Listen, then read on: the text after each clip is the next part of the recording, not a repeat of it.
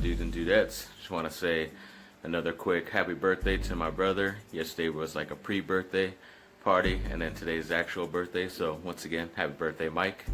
Let's get on to the show. So there was some now controversy for the QB position in New York for the Jets because Sam Darnold, the quarterback at USC, the rookie, did pretty well. I know his numbers weren't like crazy like a Baker Mayfield who went #1 overall, like as far as like the amount of numbers, but just the way he moved in the pocket and made plays last a lot longer, just like he did at USC, and this time without getting hit as much as he did at USC. But he looked pretty efficient out there with the touchdown as well, and I think he definitely has an opportunity to start week 1. And then Jahlil Okafor, he's about 3 years removed from being the #3 overall pick in his year's draft out of Duke, but it's been tough sledding for him with injuries and off the court issues that he's had. And he's now landed with the New Orleans Pelicans, which is a good fit for him, I think, because he does have a chance to make the roster once the season starts. But it's all up to him, and I know he definitely has the ability to last NBA because he did bring the last championship to Duke, and thank him a lot for that.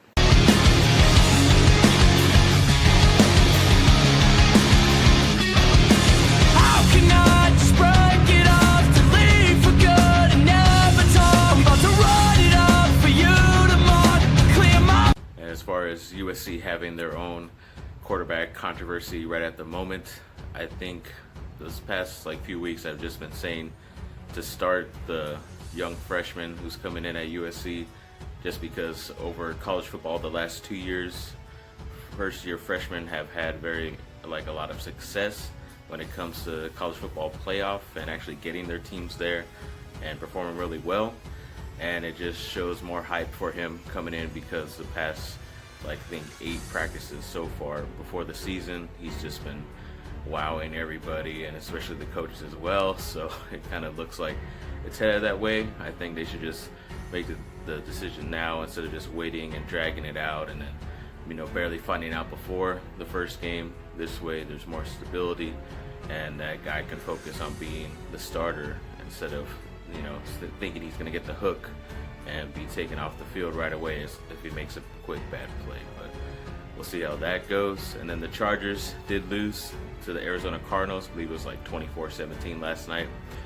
Of course, all the young rookies showed out. Uchenna Nwosu from USC, Kaiser White, the linebacker, as well. Derwin James looked really good, their first-round draft pick. And then on offense, Artavis Scott, he's the second-year player out of Clemson. He looked really good, so they think he might have an opportunity to make the 53-man roster.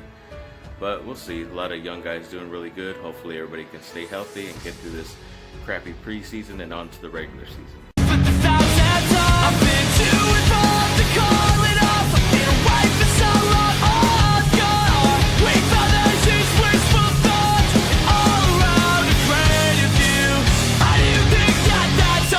It's always funny and weird to see newer pictures coming out with LeBron James in Lakers uniform or gear.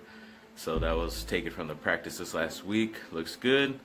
At least we know we got him for at least 3 years. So we'll see how this goes. Pretty big experiment Lakers are trying to do. And then also the rookies and second-year players all took pictures today for the NBA. And a lot of the Duke players met up. So we had this very last draft, he had Grayson Allen, he also Wendell Carter, Marvin Bagley, and also Gary Trent Jr. And then for the second-year players, Luke Kennard. We also had Frank Jackson, Jason Tatum, who's going to be an all-NBA guy pretty soon. I'm pretty sure an all-star guy. And then also Harry Giles, who didn't really get that much playing time, but he looked pretty good in the first few games of the preseason, so hopefully they do give him an opportunity to play. So it looks good so far, and hopefully all these guys can last. At least these 8 guys can last in the NBA for a bit.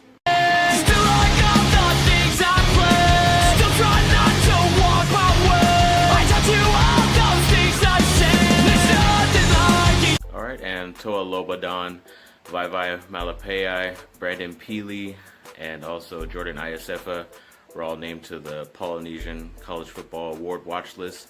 That's awesome for them. Hopefully one of them can make it and win it at the end of the year. It's pretty cool. They're all going to be big parts of the USC offense and defense this season coming up.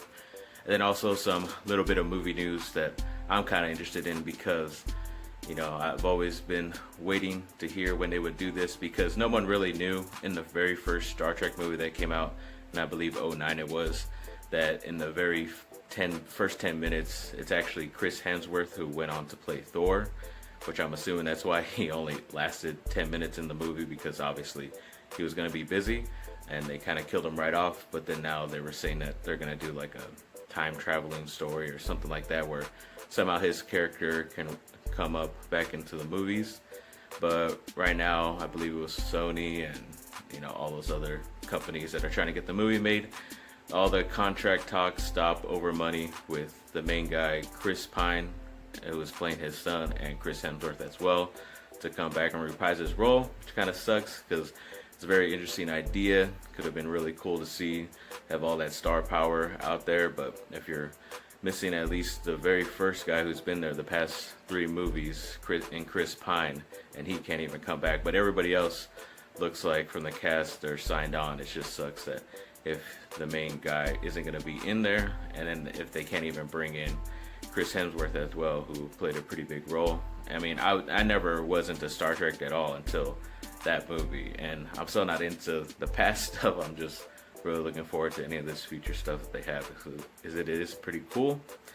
But thanks for watching, people. Like and subscribe, comment down below, let me know what y'all think, and have a great rest of your day.